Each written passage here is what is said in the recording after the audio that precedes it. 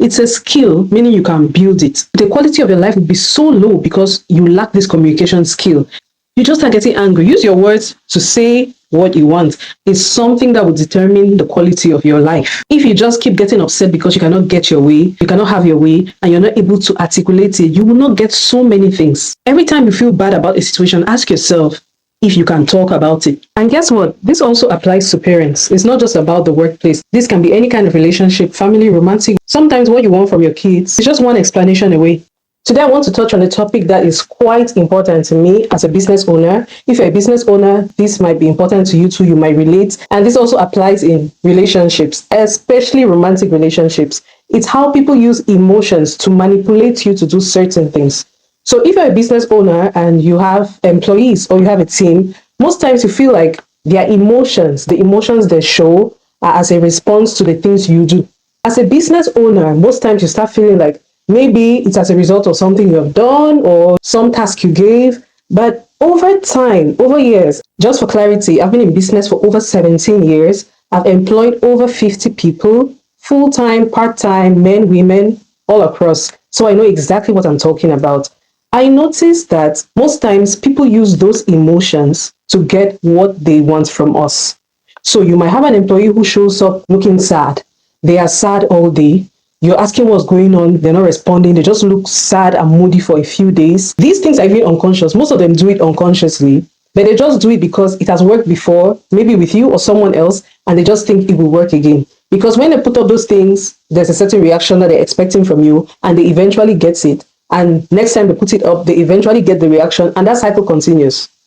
They put up those emotions to get a reaction from you.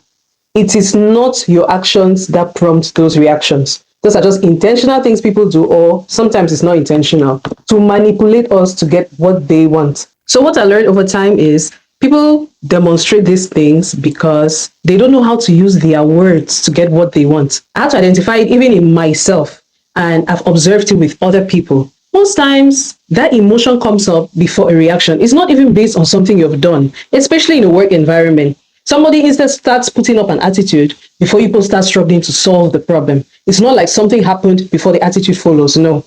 And it is usually just because they get to a point where they don't know how to use their words to get what they want, or they don't know how to communicate what they are feeling or what they are expecting. So they just start putting up some emotion, hoping that somebody would understand and eventually give them what they want. And this only happens because it has worked before. Maybe they've done it once or twice, and when they do it once or twice, everybody would adjust. So in their subconscious, it's like when I want that thing and I get to that point, I just have to put up this attitude. It can be anger, it can be anything, and they know they'll get the result. So it's just a matter of training. And that's something I do a lot with my team. You cannot get me with an attitude. I don't care how angry you get. If I have to give you work, I'll give you the work. You need to use your mouth to be able to explain, I cannot do this, or I can do that, or this is the situation. No amount of moodiness influences me to reduce your work, increase your work, cut down on your work. No. I don't care how moody you are, how angry you get. If you care, you sigh.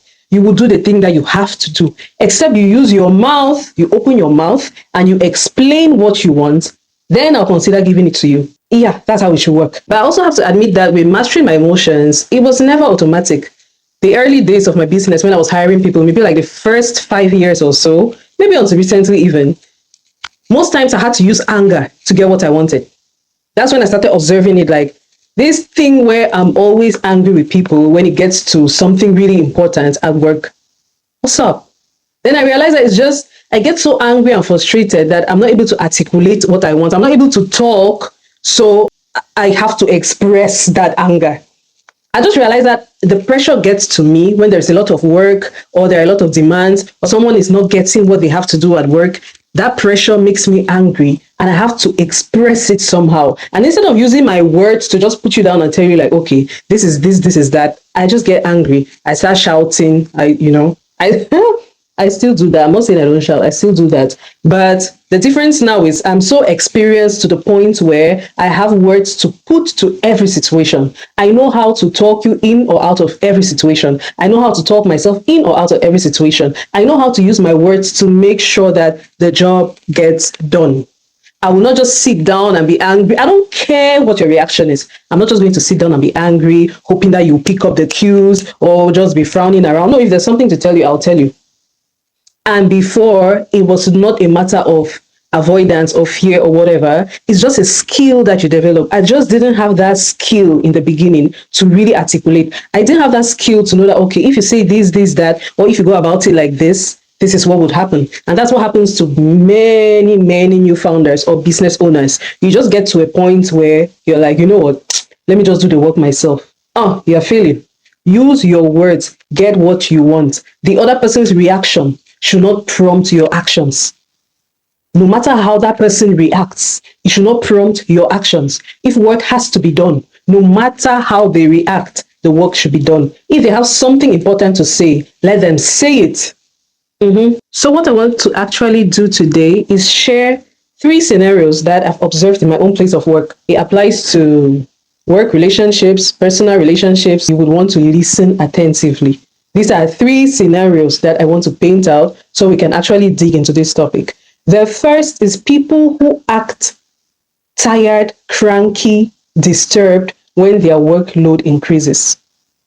They just act irritated, or they start looking so stressed. They start looking so, yes, they have more work, but that's not enough reason for them to start acting cranky. And if you notice, it's the people who generally have the least workload.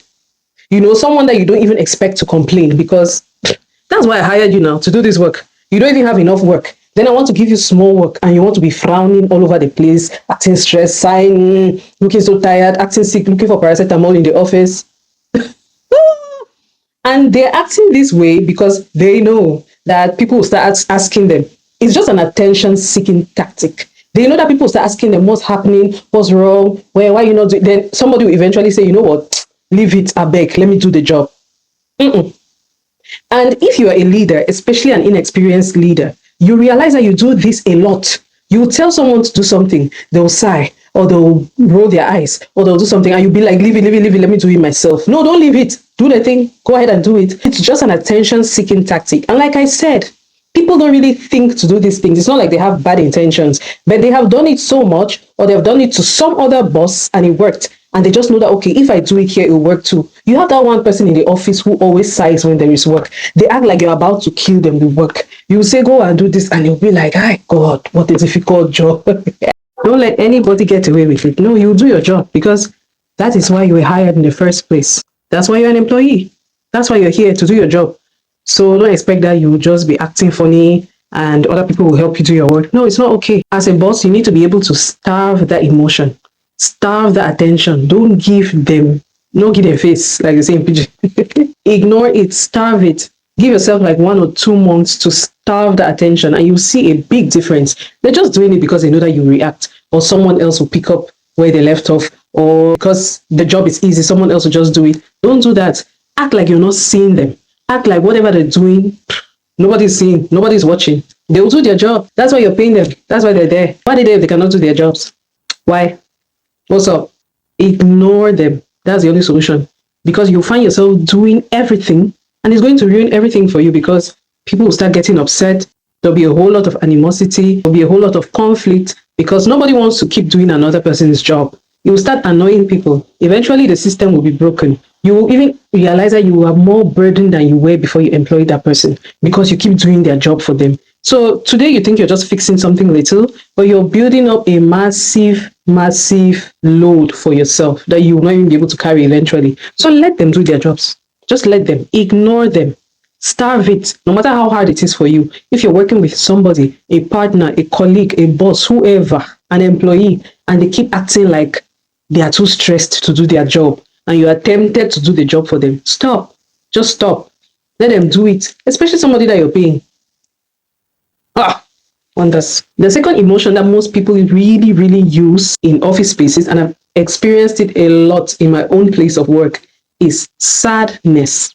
People have a way of manipulating people with sadness. So you just have some of these people who come into work someday looking like the whole world is against them. And this is where you know that it's just manipulation.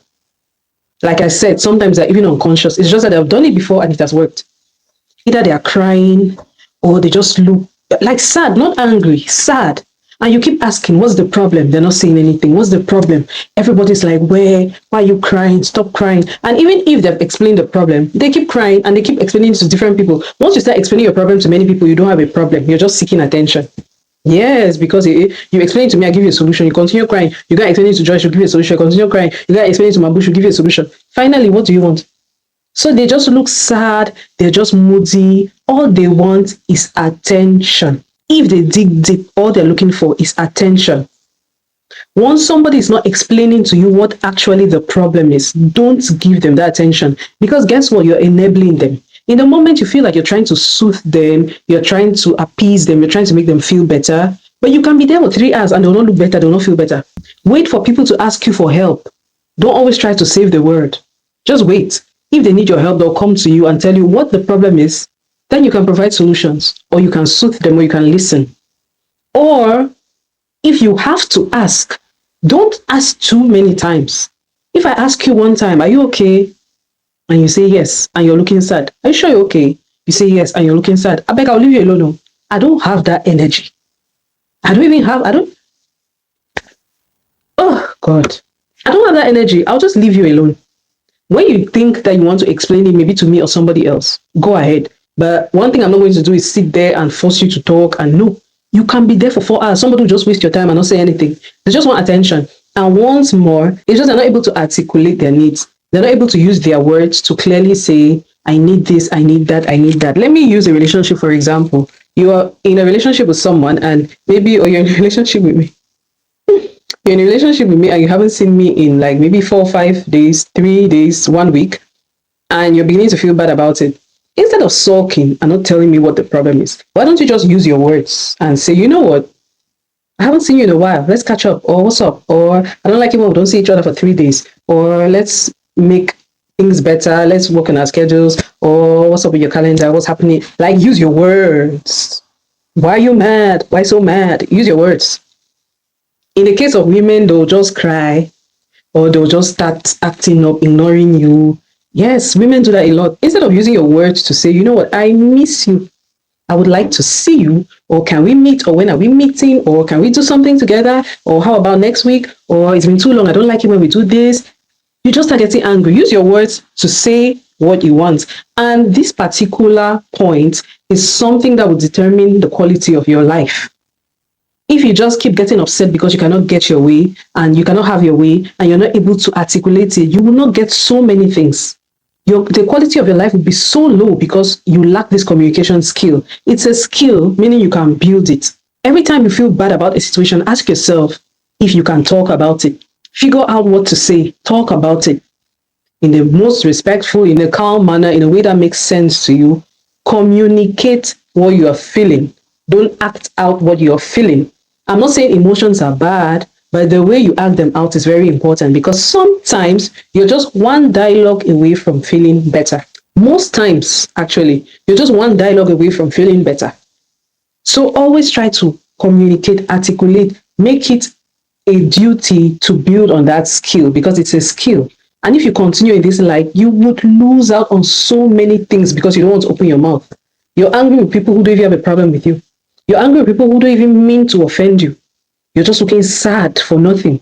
So if I am your boss and I have done something and you think you would pull your face all day and somehow I'll understand, ask about me. Go around and ask about me. Yeah, so that's one of the ways that people actually manipulate others. They just waste your time. Don't give them the light of day. Don't give them energy. When they have something to say, they'll eventually say it and you can help them. If they don't ask for your help, don't offer. If you care a lot and you ask and they don't even tell you what's up, don't insist because you're just wasting your time and they just want attention and they just want to use that emotion to get something out of you. They're just using that emotion to manipulate you to get something. Don't fall for it. Don't. So the third emotion that most people use in the place of work to manipulate people is anger. Many bosses are guilty of this. I'm guilty of this. So for example, you've done something to your colleague or you've done something to, let me use colleagues first. You've done something to your colleague or you've not done something well and somebody tries to point it out because it's a disturbing thing or it's disturbing work or something and immediately you snap. The normal reaction is, okay, this person is angry. We don't want her anger. We don't want his anger. So no, we'll just leave it. It's okay. It's okay. It's okay. Don't be angry. Where? Calm down. Calm down. Somebody else will do the work. Where? Hello. So most people who are angry are trying to avoid work, or they're trying to avoid a situation, but they just don't know how to articulate it. That anger, I don't want to say it is fake, but it is not founded. And most of those kind of anger outbursts, when you try to dig, you don't really see the reason. Like there's actually no reason, which just shows you that it is something else. And it is just a lack of communication skills. Because if you have something to say to someone or something to say to a group of people, just use your words. You know, you have tried it in the past, and when you were angry like that, things happened the way you wanted. So in your subconscious, you already know that when I get angry, things will go the way I want. It's easier for me. I don't have to over-explain. And I say this is common with bosses because I'll use myself as an example. When I started hiring people many years ago, I wasn't very skilled in communicating with my employees. I just assumed that they're supposed to know what to do. I assumed that they're just supposed to be smart. They're just supposed to be, most of the people I hired, I had to train to do everything that they do. So I was impatient so many times because the business pressure was on me and they were not skilled enough, or they were not good enough to execute. So in the early days, I had to use anger as a way of getting things done, or getting things done my way, if I should say so, which was a very wrong way to go about business, because now with all my experience, we have even bigger problems, but I have an easier way to go about it because there is absolutely nothing I cannot use my words to maneuver. And it works. You train people better, you teach them better, they get to know what you want better, because people are not magicians. People are not magicians. If you cannot use your words, most times you will not be able to get what you want. So I just realized that no, the way for me to actually get everything I want is to be able to use my words to explain what I want. It still happens to me sometimes till now, but I just found a way around it. If I feel myself getting to that point of anger, I just stop the communication. Like I stop. If it's too much, I can give you like 1 day, 2 days, a few hours. Then I'll come back to it and I'll explain everything I meant to say. I'll take my time and explain, or I'll find something else that will make you understand better. So most times anger is not the solution, but if you find yourself getting there, or if you're someone who easily gets there, it's a skill to develop. Ask yourself, this thing that is paining me, how can I communicate it to this person in a way that they understand? Because at the end of the day, it serves both of us. People use it to just avoid a situation or to just get what they want. Maybe you're late to an appointment or you're late to work, and you already know that this is going to be a problem. And it is an automatic defense for you to avoid that problem. I have to show anger so that everybody will just step away and the day will go the way I want it. You can maybe just communicate, I'm late because this, that. I'm sorry, moving on. That's an easier way. In that way, everybody understands what's happening. Nobody feels manipulated and there are no grudges lingering. Maybe you show up late and I am so angry because maybe you had to do something for me or you had to do something for a client. Instead of me just raining on you, I can just communicate. I don't tolerate this. And if this happens again, these are the consequences. I don't waste my time with anger because you will not understand the magnitude of what you just did. You'll be like, this woman is just an angry woman. She's just an angry woman. But if I take my time to explain to you what you just did, what doesn't work, and how it should work, maybe next time you'll not even go around that route. You get? So anger is just a way that people with authority, most times, it's usually mostly people who feel like they are above you. Sometimes it's with age, sometimes it's with maybe position, sometimes it's with finances, whatever. The way that people with authority try to find a way or work their way around situations is to use anger. And this is so frequent in the workplace. You just know that, that my boss is an angry boss, please. I don't want. You do the thing because you know that if you don't do it, they will be angry. You don't do it because you know that that's what you're supposed to do. So if you have a co-worker or you have an employee or you have a boss who is permanently angry about situations, don't feed on that. Don't do things because you know that they will be angry. Try to have a conversation when they're throwing their tantrums. And I usually tell my employees this. If I am angry and I am shouting, which I do sometimes, I am angry about the situation, don't feed on that. It's not that deep. It's not even about you. It's not that deep. It's about me. You get? It's my own communication flaw that I have in that moment. I'm not able to articulate what I want and I'm just acting out right now. So don't take it personal. Don't try to act on it. We can have a conversation later. Just be quiet and be doing what you're doing, or just find your way, or just sit you quietly. Don't try to, no, no, no, no. Because at that point, it is my problem. That anger is my problem. I'm the one who has the anger issues. It is not your place to fix it or your place to manage it. No. Just let me be. Just let me do the rubbish that I'm doing. Eventually, I'll calm down and I'll communicate with you, or you communicate with me, because somehow the work has to be done. So don't feed on that. Don't enable people. Don't fall for that. Don't fall for it. The fact that somebody is always angry and you have to do the things that they want you to do, because that's something I don't even tolerate from people. You're angry, so what? Swallow your anger. Rubbish. And guess what? This also applies to parents. It's not just about the workplace. Like I said, this can be any kind of relationship, family, romantic, whatever. This applies to parents. Sometimes what you want from your kids is just one explanation away. It's not about your anger. It's just one explanation away. Most times when you even shout too much or you express too much anger, they become immune to it. Like they don't even know how to act. And they don't know how to act. They keep doing the wrong things. You keep shouting. They don't know what to do. You keep shouting. Maybe it's just one explanation away or one conversation away. Yeah, because you're trying to use your anger, your expression of anger, to get them to do exactly what you want. It worked once, it worked twice, and now it's just the norm. That is how you function with your kid or with your kids. But honestly, maybe they just even don't know what to do. Maybe they just need you to take out a few seconds to explain. And the more you do it, the more immune they get. This is so funny to me because I wish I could explain this to my parents many years ago. Sometimes it's not just about anger. Just tell me what you want, and I'll just do what you want. Just say it instead of getting angry and stressing yourself, because that anger at the end of the day is destroying you. In many years, you get to see the effects of that anger on you, too much anger. Instead of expressing the anger, just have a conversation. Use your words. Use your words to say what you want. If that doesn't work in the long run, okay, maybe we can figure out something else. But in so many kinds of relationships, this really applies. I think it's more noble when people do things because they respect you and not because they fear you. People find so much pride in saying, that one they fear me, or they fear me. It's not, it's ridiculous. It's absolutely ridiculous. People should respect you. People should feel good around you. They should do things because they see the vision you're sharing. They should be able to do things because they understand where you're coming from. You know, they respect your values. They respect your words. They trust you, not because they are afraid of you. In a long run, that thing ends. And when it ends, it's dangerous.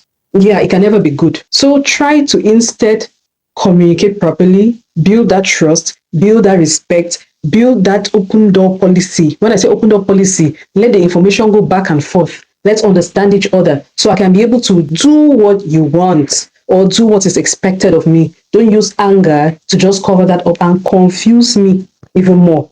When you have someone like this, especially a young leader or people you are training, people you're working with, what you can do for them is to prompt them. So I have a manager right now that I am training, and I noticed that I have to prompt her to be able to dig into herself to get what she wants. So sometimes people don't do it. Like I said, it's not intentional. Sometimes they don't even know what they want, or they don't know how to articulate it. At this point, you can help them. You can help them by asking them questions. You get, let's say you have someone at the office who is frowning, who's always angry or throwing tantrums, or they have an attitude. If your intention is to train them, when you have ignored them, not in that moment, when it's a neutral moment, try to dig in. So what happens when you come into work looking like this? What's up? Why do you do it? Do you think there is a better way for you to communicate this? What do you think? Don't you think it will be better for you to, when you do this, what kind of reaction are you expecting? What do you want us to feel? What are you trying to say by this, that? This is a better way to put it. Maybe you can say this, that. You're angry with that other colleague. Don't you think it would be better to instead call them up and talk about this, that, instead of just bearing a grudge? You've come and complain about this. Instead of just being angry about it, don't you think you would have asked this, that question? I think in this kind of situation, you can go about it like this, that. What do you think? You give them an example of how you handled a certain situation that they witnessed. Do you remember the day that this person did this? I answered like this because when I do this, that, that's a reaction I get. So maybe you too can try this, and that. So you have a conversation with them. You give them prompts. Give them prompts that actually takes them to what was going on inside them, make them realize it. Or sometimes what I'll do with her is I would observe a situation that she doesn't handle properly because I see that she doesn't know how to express herself in that situation. In that moment, if there is space for that, I could call her aside and say, okay, this is the situation. You let it slide and now you're feeling angry. Don't you think if you instead got to that person and said this, that, you will get what you want. They will do what you want them to do and everything will be okay. They will be happy and you'll be happy. And she gets it, then she'll handle it properly. Then the next time, she'll know what to do instead of just getting angry. So if it is your duty as a leader to train them, make sure you do. If you're a leader, you have to train your people. Just train them how to maneuver that energy. That's how you build leaders. When you employ people, the whole point is to build leaders so that they can run your business as bosses and eventually go on to run their own businesses. So you try to understand them and you instill these values in them and you make them better people altogether. So if you're in a position in your life where you have people around you who throw out all these emotions and expect people to act a certain way based on these emotions, try not to fall for it. It's your responsibility to instead train them by ignoring those emotions, but do not fall for it. And I'm willing to share this because it's something I've experienced for endless so many years. I know what it is. And if you realize that you're someone who uses your emotions to control people, you use your emotions to try to get what you want, just know that there are so many things you will not get in this life because people are not mind readers. People are not magicians. If you don't use your words, most times people will not give you what you want. If you always want to get what you want, use your words. Just practice that skill. Hone that skill. Sharpen that skill, that communication skill. You need to know how to be able to talk to people to get what you want. It's a survival skill. It's an important skill. If you don't sharpen this skill, you will not have the quality of life that you dream of getting.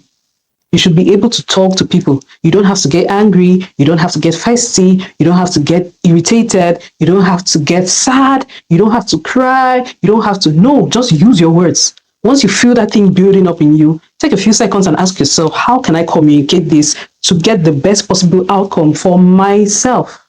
Because at the end of the day, it's about you. You're trying to get your way. That's why you're splashing out all these emotions. Now, if you don't know how to just spit it out, like some of us who have become experts, use your pen, write it down, take a notepad, write down everything you're thinking. The words will come. You'll figure out how to position it, how to have that difficult conversation and let things pass. I notice that I find it better when I write than when I text, I type, because I have a notepad on my phone, we all do. So sometimes I will use my notepad, but I just realized that putting things out with pen and paper actually gives me the clarity I'm seeking. Most times when I want to have a very difficult conversation, or a conversation that I know can go left, I take my time, I try to write it down, write everything I'm thinking, so I can actually face it, see how it feels, see what I can adjust, see what works, what will not work. Then I call the person and we have the conversation. But use your mouth, don't use your emotions. It's not going to take you anywhere. If you've been watching till now, please make sure you subscribe to my channel, like the video. And if you think there are other ways that people use emotions to manipulate people that I haven't mentioned, just drop a comment so we can have an ongoing conversation. If you think there are other ways we can train people to use their mouths instead of their emotions to manipulate us, drop a comment. And I hope this helped you. Until the next video, be good, use your mouth.